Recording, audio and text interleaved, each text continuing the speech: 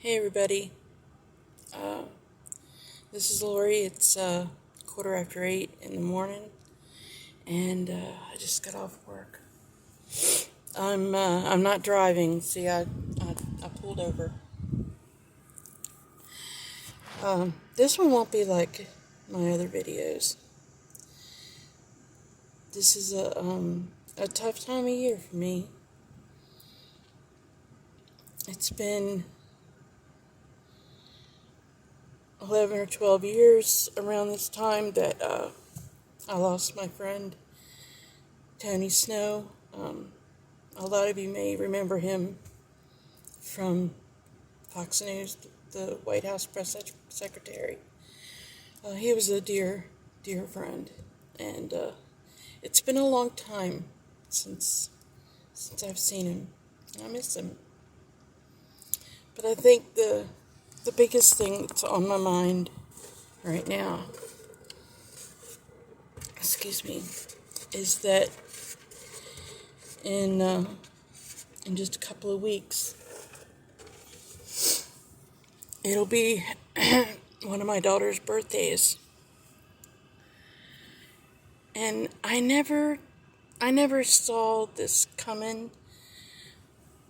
I never thought that I would get to a place in my life where one of my children wouldn't speak to me, especially after everything we went through together, everything we survived together.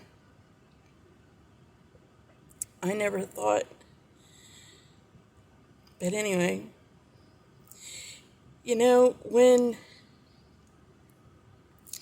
a child dies, the grieving parents have so much support. I remember when we buried my nephew, Matt. He was just 19. He was killed in a car accident on his way to work. And there was this huge outpouring from the community.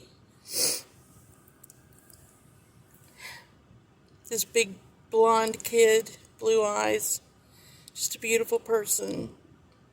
He used to sit on my lap and watch the Dukes of Hazzard when he was little.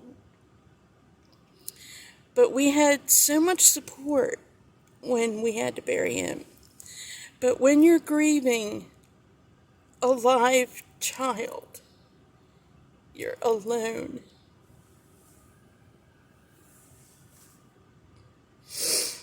And you're expected to feel guilty and responsible for why that child isn't speaking to you. And you're expected to grieve silently because you must have done something wrong, so you must deserve it. So you're not supposed to let anyone know that you're hurting. And this kind of pain doesn't heal because you know that child is alive. This past Christmas, I remember exactly what I was doing. I was online thinking about whether or not to buy a copy of Christmas Cards. And up popped this Facebook message from someone we used to know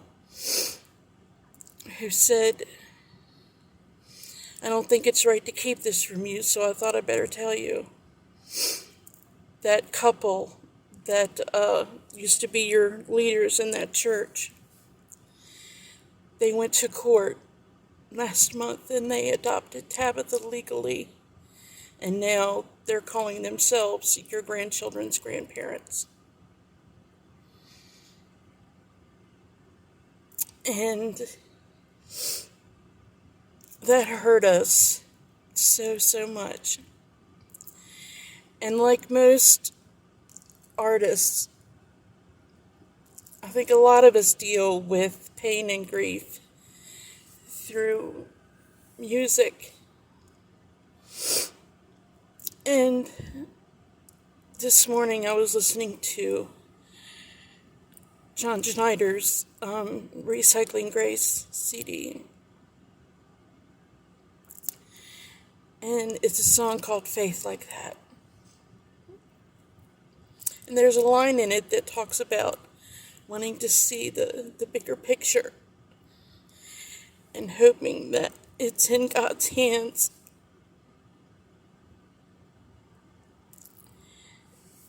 And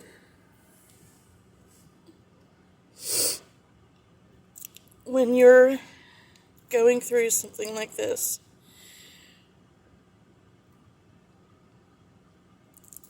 knowing that you can pray to God and ask Him to reunite your family, and knowing that it's not something that's too big for Him to do,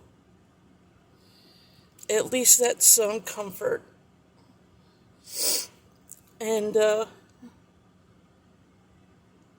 really wish I'd heard this song earlier. It was really helpful, believe it or not. And if you're an alienated parent, then you know what I'm feeling, and I know what you're feeling. And I pray to God that all of us are reunited with children that we love and the grandchildren that we don't even know. I have 7 at last count. I'm sure it's 8 by now. All blonde hair, blue eyes, and adorable, but I don't even know all of their names. Most of them I've never met, but I certainly hope to. And I just have to have faith like that.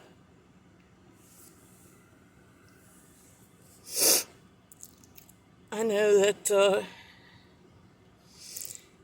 I'm still grieving over my mother. It's only been 2 years, and her birthday was just on August the 12th.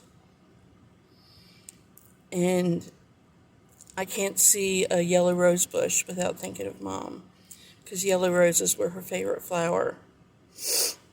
And if she was here, she would say, "Dolores Lynn, knock it off